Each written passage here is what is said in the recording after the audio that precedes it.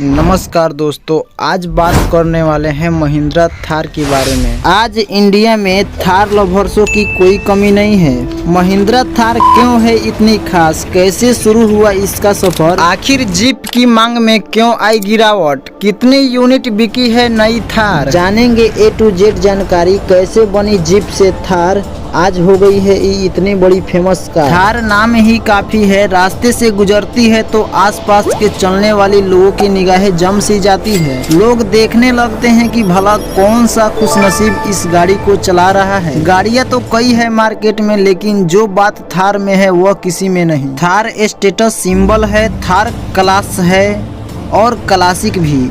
जितनी यह गाड़ी दिलचस्प है उतनी दिलचस्पी भी है। लेकिन क्या आपको पता है, दूसरे विश्व युद्ध में अमेरिका न उतरता तो ना बनती थार। यह बात 1940 की है। दूसरा विश्व युद्ध वर्ल्ड वार 2 छिड़ चुका था। उस वक्त अमेरिका को अंदाजा हो गया था कि उसे भी इस युद्ध में हिस्सा लेना पड़ेगा। अमेरिकी वार डिपार्टमेंट ने तैयारियां शुरू कर दी। युद्ध में हिस्सा लेने के लिए अमेरिकी सेना को बेहद खास गाड़ियां चाहिए थी। ऐसी गाड़ियां जो हर तरह के इलाके में चल सके, जो टैंक या ट्रक जितनी भारी ना हो सके, किसी गड्ढे में फंसने पर जिसे सैनिक मिलकर खुद उसे निकाल सके, जिसे आसानी से एयर ड्रॉप किया जा सके। उस समय अमेरिका की 100 से अधिक ऑटोमोबाइल्स कंपनी को सरकार की ओर से आदेश मिला।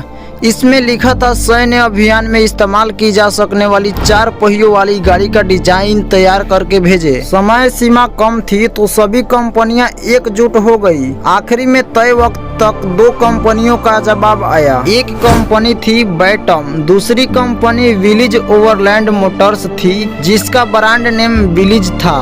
विलीज ने थोड़ा सा समय मांगा, मगर अमेरिकी सरकार ने मना कर दिया। बैटम कंपनी भी अपने बुरे वक्त से गुजर रही थी, लेकिन उसने गाड़ी का पहला प्रोटोटाइप तैयार कर दिया था। 1940 के सितंबर में जब बैटम प्रोटोटाइप BRC-40 की शुरुआती परीक्षण हुआ तो यह सेना के लिए काफी उम्मीद पर खरा उतरा। सेनाओं को बैटम की ओर से दिया गया डिजाइन तो पसंद आ गया, लेकिन सेना को बड़ी संख्या में गाड़ियां चाहिए थी। वह भी बहुत कम समय में। बैटम ऐसा करने में सक्षम नहीं थी, लिहाजा गाड़ी का डिजाइन करने का काम विलीज कंपनी को सौंपा गया। साथ ही उस समय की top vehicle manufacturer Ford Motors company को भी इस बात पर भी सहमति बनी कि कार निर्माता विलीज के 60 HP गो डेविल पेट्रोल इंजन का इस्तेमाल करेंगे। इस तरह 2 जीपों का जन्म हुआ, विलीज MP और फोर्ड GPW।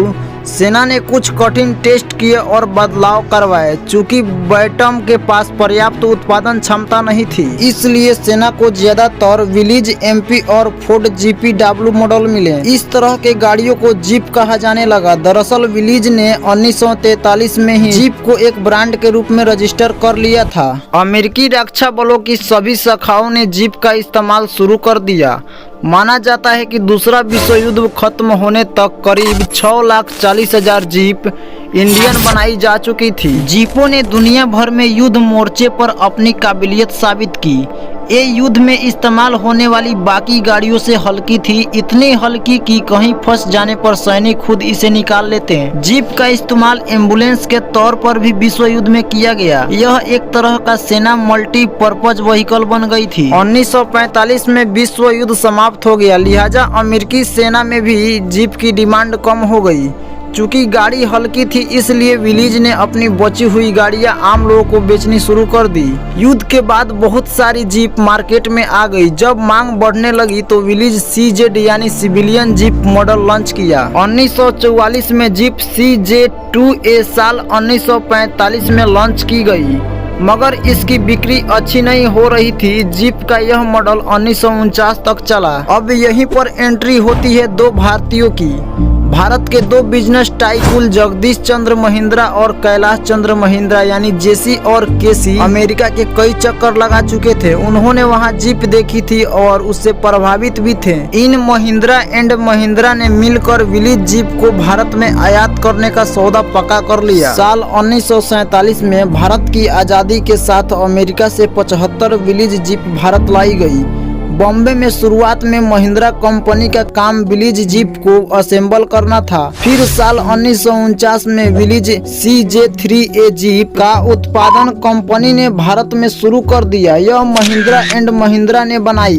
महिंद्रा की बनाई विलीज CJ3A जीप ने भारत में धूम मचा दी। धीरे धीरे उस दौर में भारत के 25% मार्केट पर इसका कब्जा हो गया। इसकी सफलता के 4 साल बाद ही 1953 में कंपनी ने CJ3A जीप को अपग्रेड करते हुए CJ3B मॉडल को लॉन्च किया। खास बात यह थी कि यह model 2.2 litre hurricane petrol engine की पावर से लैस था।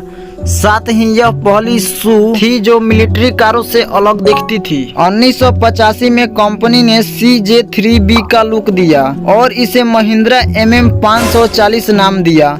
महिंद्रा MM540 का इंटीरियर पहले की जीप से बेहतर था। एक कंपनी CJ सीरीज से अलग पहली SUV भी थी। महिंद्रा के विलीज से अलग होने के बाद MM540 में कई बदलाव हुए। जैसे कि आप सभी को पता है कि महिंद्रा कभी हार मानने वाली कंपनी नहीं है। इस तरह अपग्रेड करके 2010 में महिंद्रा थार को लॉन्च कर दिया और इसी तरह करते करते अक्टूबर 2020 में महिंद्रा थार को और बेहतर बना दिया और 2020 से लेकर अब तक महिंद्रा थार का पूरे वर्ल्ड में एक अलग ही क्रेज है और इसने 2020 में इस कार का 1 लाख यूनिट सेल कर दी। उम्मीद है इस वीडियो से आप सबको बहुत कुछ समझ में आया होगा। तो ऐसे ही कम समय में दुनिया के कोई भी जानकारी को प्राप्त करने के लिए हमारे चैनल को सब्सक्राइब कर लें।